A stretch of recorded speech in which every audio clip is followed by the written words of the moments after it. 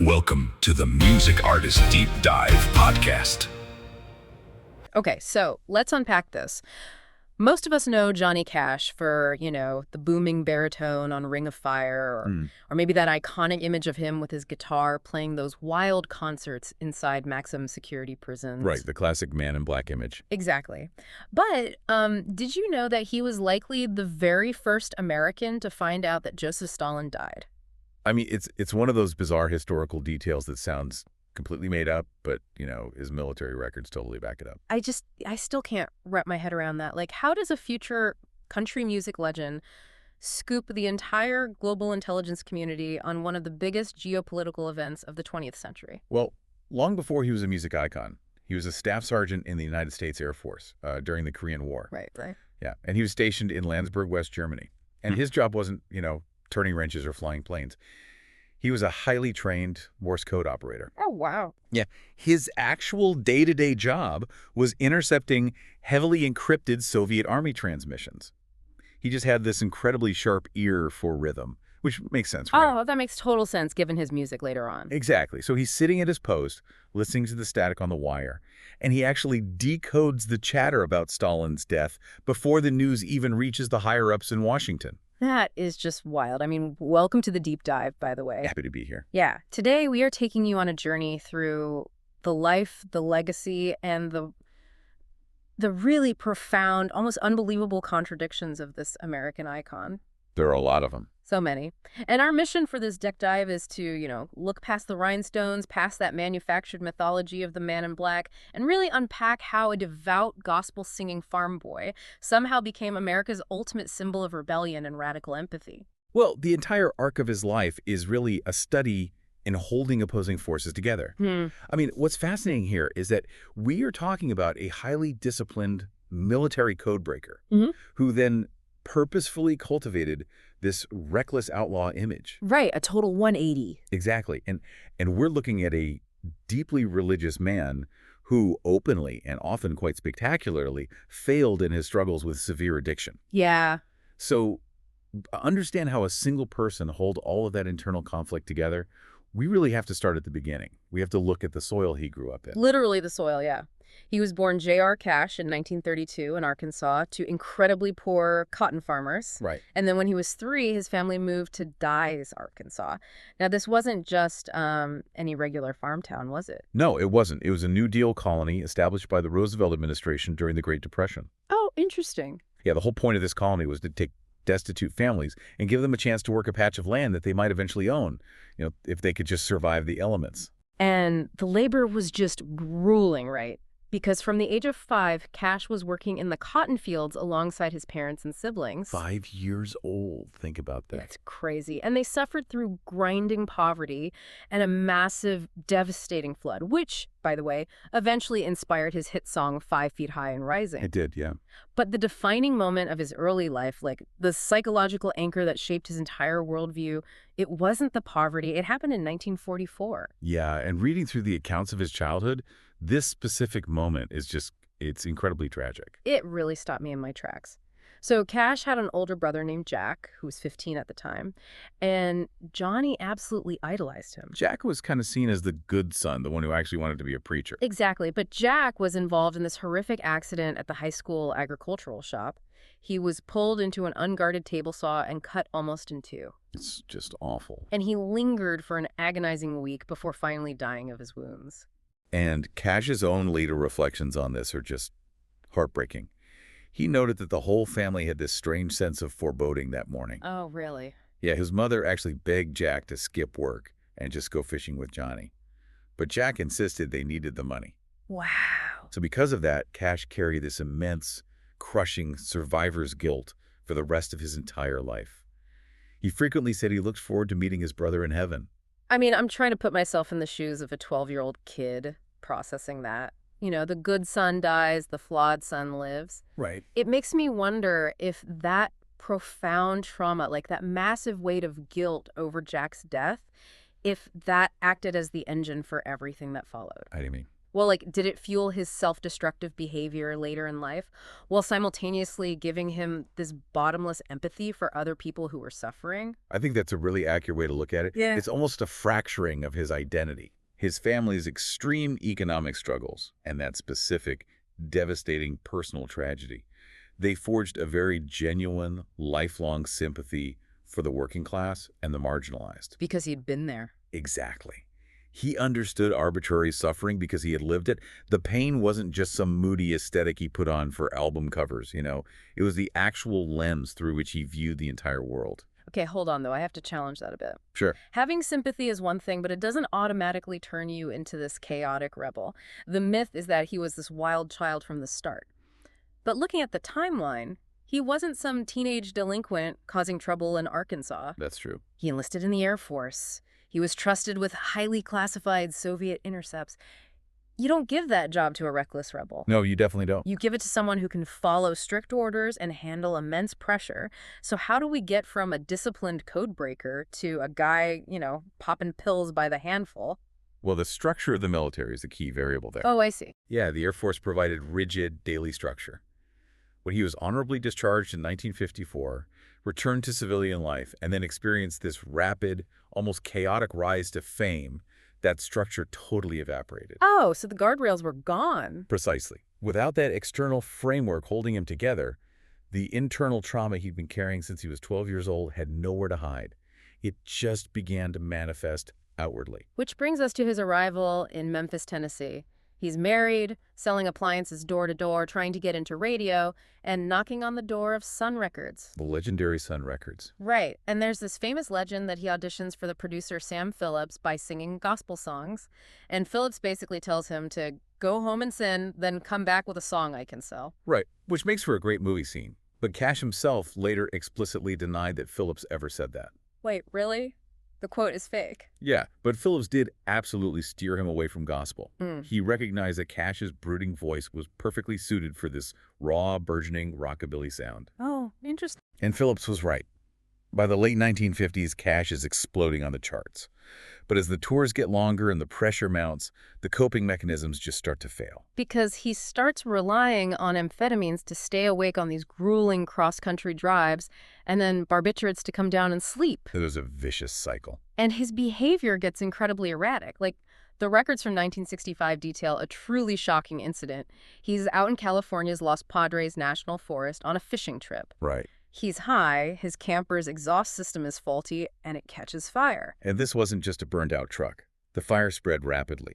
It burned 508 acres of national forest. Oh, my God. It burned the foliage off 3 entire mountains. It was so intense that it nearly killed Cash himself, who was largely unresponsive due to the drugs. And the craziest part is what it did to the local wildlife. The fire drove off 49 of the refuge's 53 endangered California condors. And when he was brought before a judge to answer for this environmental disaster, Cash was entirely unrepentant. He literally told the courtroom, "I don't care about your damn yellow buzzards." Yeah, not a great look. The federal government successfully sued him, and he had to pay over $80,000 in a settlement. Wow. That moment really strips away the romantic veneer of the rebel, doesn't it? It really does. And I have to bring us back to the idea of working class solidarity here, because I'm struggling to square this circle. Oh, yeah, lay it on me. By 1965, he's a multi-millionaire rock star, burning down national forests and telling judges he doesn't care. That doesn't sound like a champion of the downtrodden. Right. That sounds like entitled wealthy arrogance. So why on earth did the public look at this guy and decide he was their working class hero? Because if we connect this to the bigger picture, the public didn't see the bank account. They saw the visible brokenness. You have to remember the context of the 1960s entertainment industry. Yeah. It was highly manicured. Country music stars wore these bright sequin suits and projected wholesome family values. Very clean cut. Exactly. Meanwhile, Cash was sweating, visibly trembling on stage, his voice cracking. The public's connection wasn't rooted in his wealth or his legal battles. It was rooted in the fact that he was clearly losing a fight with his own demons. I see what you mean. The audience felt the authenticity of his pain, even if his specific circumstances were, completely different from theirs. Precisely. They resonated with his brokenness. But here's the ultimate irony when you look at his rap sheet. Oh, this is fascinating. The public absolutely ate up this outlaw image. They thought he was this dangerous criminal. But the ultimate American outlaw never actually served a prison sentence. Ever. Not a single one. He was arrested 7 times, mostly for misdemeanors, smuggling pills across the border, public intoxication, picking flowers in someone's yard late at night. Picking flowers. Right. And he was only ever held for a single night each time.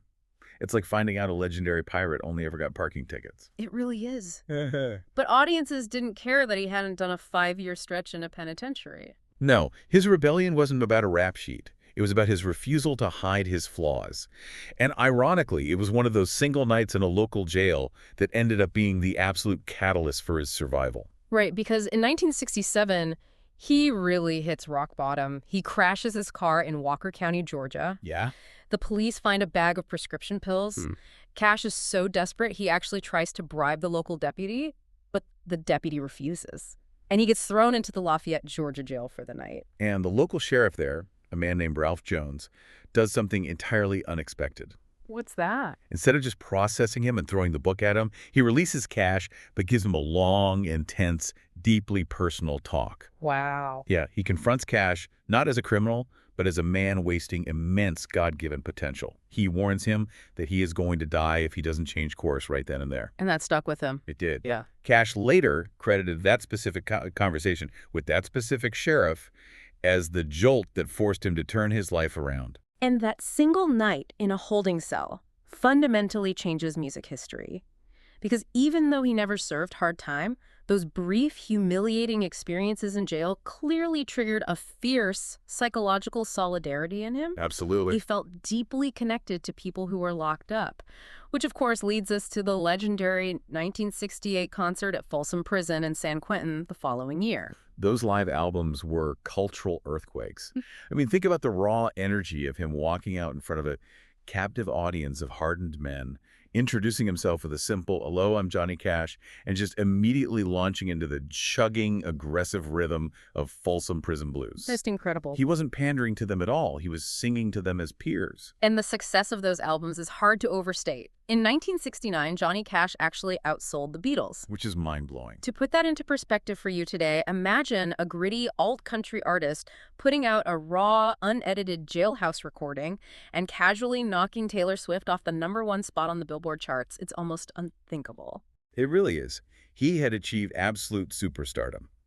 But what is truly remarkable is what he chose to do with that cultural capital. Yes, this is exactly what fascinates me. Usually, as artists get that famous, they get protective of their brand, they build walls, they play it safe to keep the money rolling in. Right, they don't want to rock the boat. But Cash did the exact opposite. He used his massive superstardom as a shield to take huge professional risks. He didn't just sing for prisoners, he used his voice to fight the establishment, specifically advocating for Native Americans. Yes.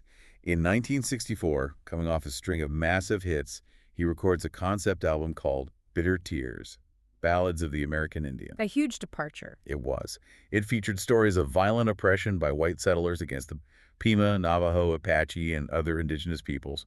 He was out there telling stories of broken treaties and stolen land. And the music industry absolutely hated it. They considered it way too radical for mainstream country radio. They wouldn't touch it. Stations flat out refused to promote the single The Ballad of Ira Hayes, which is a tragic song about a real Native American Marine who helped raise the flag at Iwo Jima, became a national hero, but died in obscurity and poverty. Such a powerful story. But the label won't push it. Radio won't play it. So what does Cash do? He buys a full-page ad in Billboard magazine with his own money. I love this part. He calls the record industry cowardly. He literally asks them in print, "Where are your guts?" He essentially forced the issue. He demanded that disc jockeys play it, and eventually the song reached #3 on the country charts. That's amazing. His advocacy was so genuine, so relentless, that in 1966, he was officially adopted by the Seneca Nation's Turtle Clan. Wow, I didn't know that. Yeah, he was taking the struggles of the marginalized, struggles that polite society preferred to ignore, and placing them right in the center of mainstream American living rooms. You'd think pulling a stunt like calling out the entire music industry in Billboard would make him persona non grata, but it actually cemented his untouchable status. It really did. So untouchable, in fact, that 6 years later, he is invited to the one place where you absolutely cannot play the rebel, the Oval Office. Ah, yes. The 1970 White House visit. Right.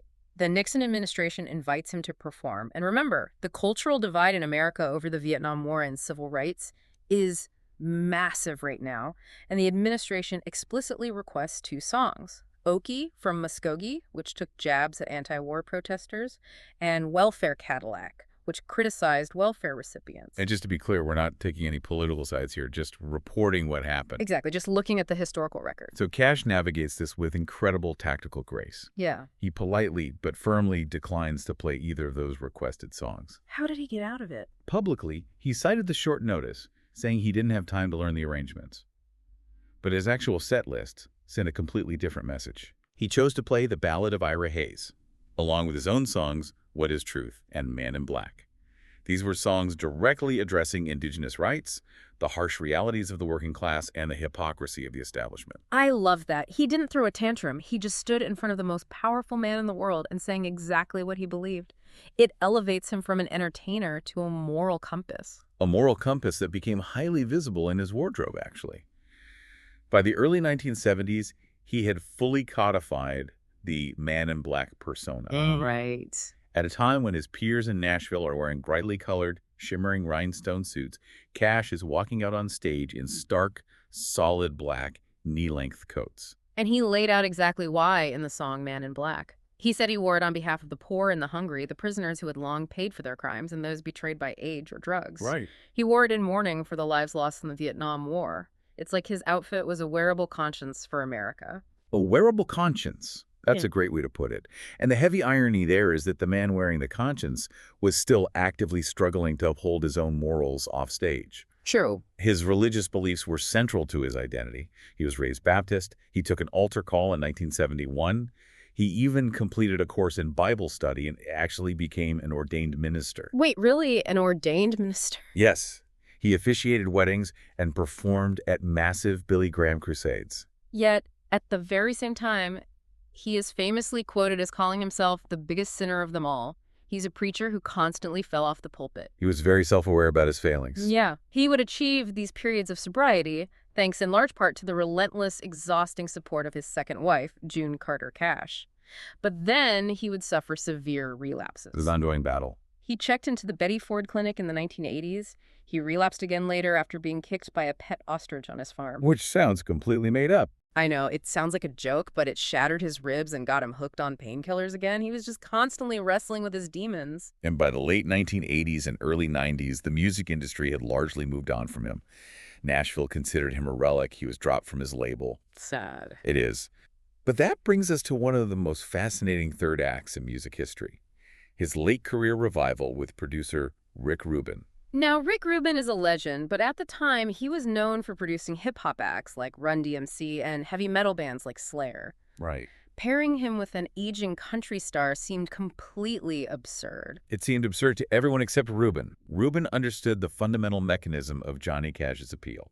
Which was? Well, he looked at Cash's recent albums and saw that they were smothered in slick 1980s Nashville production. You know, synthesizers, big backing bands. All that clutter. Right. So Rubin stripped all of that away. He put Cash in his living room in front of a microphone with nothing but a Martin acoustic guitar. Wow. And they called the series American Recordings. And the sonic shift is just jarring. You hear his voice, and it's not the booming, confident baritone of the 1960s anymore. No, it's very different. It's aging. It's trembling. He sounds frail. But Rubin realized that the frailty wasn't a weakness. It was the entire point. It added this immense, haunting gravitas to everything he sang. Which is exactly why it appealed to an entirely new generation. Grunge and alternative rock fans in the 1990s were looking for authenticity. They rejected manufactured pop. Right. They wanted the real deal. Exactly. When they heard this man in his 60s singing with a cracked voice about regret, death, and salvation, they recognized him as the original alternative artist. And the absolute zenith of that era is his cover of Nine Inch Nails' song, Hurt. Incredible song. I still get chills thinking about the music video.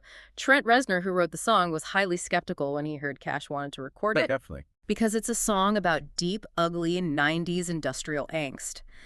But when Reznor saw the video, featuring an elderly, frail Johnny Cash pouring a lifetime of actual pain into those lyrics, intercut with footage of his youth, Powerful. Reznor was deeply moved. He basically said, that song isn't mine anymore. Cash took a song about youthful self-destruction and turned it into a sweeping, heartbreaking reflection on mortality, regret, and the things you leave behind. He really did. And he recorded up until his body simply gave out.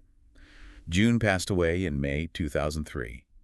Cash was heartbroken, confined to a wheelchair, losing his eyesight, but he just kept recording. He couldn't stop. No, he told his family he would die if he didn't have music to work on. He passed away less than 4 months after June, in September 2003. So as we bring this all together, here's the takeaway for you. Yeah. Johnny Cash proves that you do not have to be perfect to be principled. Absolutely. You can be an absolute mess of contradictions. You can be a highly disciplined military man and a chaotic, spiraling addict. You can be a devout gospel singer and a rebellious, pill-popping outlaw. All at the same time. Right. But through all of that internal chaos, you can still use your voice to fiercely defend the voiceless. True legacy doesn't come from pretending you have it all together. It comes from radical authenticity, scars, relapses, and all. Beautifully said. And before we wrap up, I want to leave you with one final, truly surprising fact from the archives to mull over. Oh, I love these. Let's hear it. Late in his life, Cash became deeply interested in his ancestry. He hired genealogists and traced his roots all the way back to 11th century Fife, Scotland. Wait, the ultimate Americana icon is Scottish? Yes. He traveled there, met with a Scottish laird, and discovered that he descended from a man in the village of Strathmiglo. Okay. And it turns out the surname Cash is actually direct translation, or an altered phonetic spelling, of the ancient Scottish Highland name, Clan MacTavish. Are you kidding me? Clan MacTavish. It is entirely true. So I want you to imagine an alternate universe for a moment. Okay, I'm imagining it. Imagine the dark, brooding legend of the Man in Black, the American outlaw who stood in Folsom Prison. Would he have carried that exact same gritty, dangerous Americana weight if the entire world knew him by his ancestral name? Johnny MacTavish. Johnny MacTavish. I love it. Changes things a bit, doesn't it? It really does. It just goes to show whether he was a MacTavish from the Scottish Highlands or a Morse code operator intercepting Soviet secrets in the freezing rain of West Germany, Johnny Cash was always pulling hidden truths out of the static. That's for sure. Thanks for taking this journey with us, and we'll catch you on the next Deep Dive.